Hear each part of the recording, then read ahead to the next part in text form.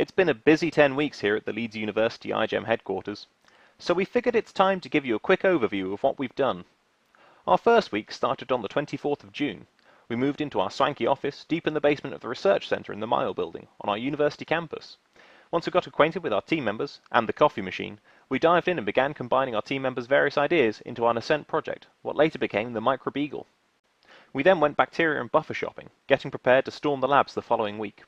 Alongside that, we began plans for our outreach work with younger students and educational videos, as well as whipping our code monkey into shape as he began to work on our wiki.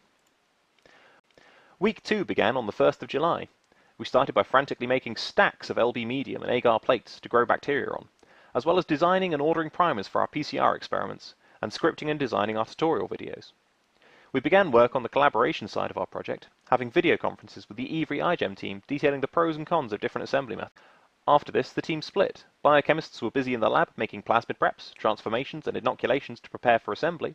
Tutorial videos and wiki code was going on in the office, and our token nanotechnologist was locked in a lab with a few £1,000s of microfluidics equipment and the best of luck. The 8th of July began our third week, and we kicked it off with a bang as we assembled our first biodevice and had it producing green fluorescent protein.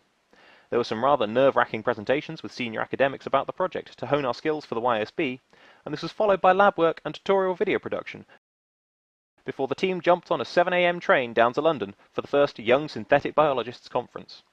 There we presented our poster and project, the Microbeagle, to other UK iGEM teams and had the opportunity to have a look at what the other teams were doing. By the 14th of July, week 4, we had our second tutorial video uploaded and had a functioning wiki. We had a meeting with a representative from our first sponsor, BioLine, and had a collective nerd out about 30-minute PCR reactions. It was a busy lab week with inoculations, plasmid preps, transformations, and many, many PCRs. On the 19th of July, we had a presentation and ethics workshop with a group of sixth formers. We were pretty apprehensive about this, but it seemed to go down a treat. We hope we left them with a passion for SynBio. Week 5 was all about the polymerase chain reaction. While more educational videos were being made, the majority of us were in the lab puzzling over the PCR machine. Over the course of this week, we ran PCRs under every condition under the sun to get our assembly working. Our code monkey, tired of his Sisyphean task with the wiki, began undertaking his modelling project. We also bid adieu to our supervisor, as he left for the States for 3 weeks to get married. Week 6 was a blessing as our PCRs finally started to work, with the office covered with printouts of agar gels to confirm we had the right pieces of DNA in the right order. We then worked on finalising our characterization protocols to generate as much data about the Microbeagle as we could. Then we finally transformed bacteria that was producing GFP, and parties were had all around the lab, health and safety permitting. Week 7, starting on the 5th of August, saw birthday celebrations and a little R&R for some team members. After the celebrations, the team members carried on with PCR and gels, running PCR cleanups on anything successful. The lab was a hive of activity, with agar plates, PCR, digestions, ligations, and endless amounts of glowing green bacteria. The code monkey was dispatched to hike along Hadrian's Wall in support of the Leeds Teaching Hospital's Crohn's and ulcerative colitis clinic. Week 8, and we were getting close to deadline day.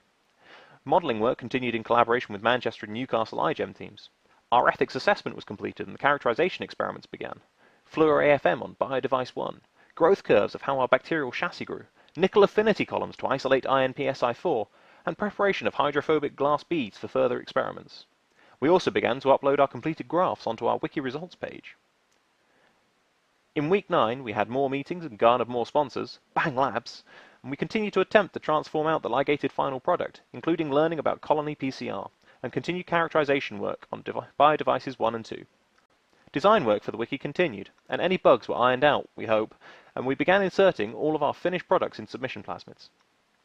Week 10, our final week, kicked off with 2 days holiday, as the university was closed for the bank holiday weekend.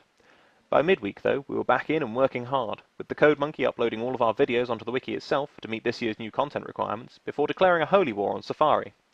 JC programmed a RoboPipette to make a lot of buffer solutions.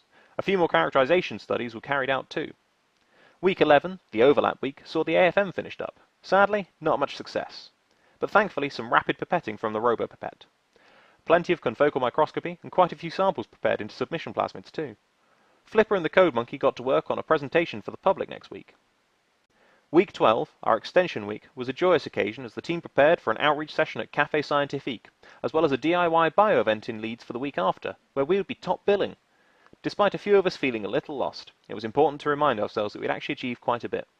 From the video tutorials, to the outreach sessions, to the conferences and the science, it's quite rewarding to be able to slump in a chair at the end of the day knowing that you're tired from a good day's work. There may still be a few more weeks to go until the Jamboree, but those were the weeks that were Leeds iGEM 2013.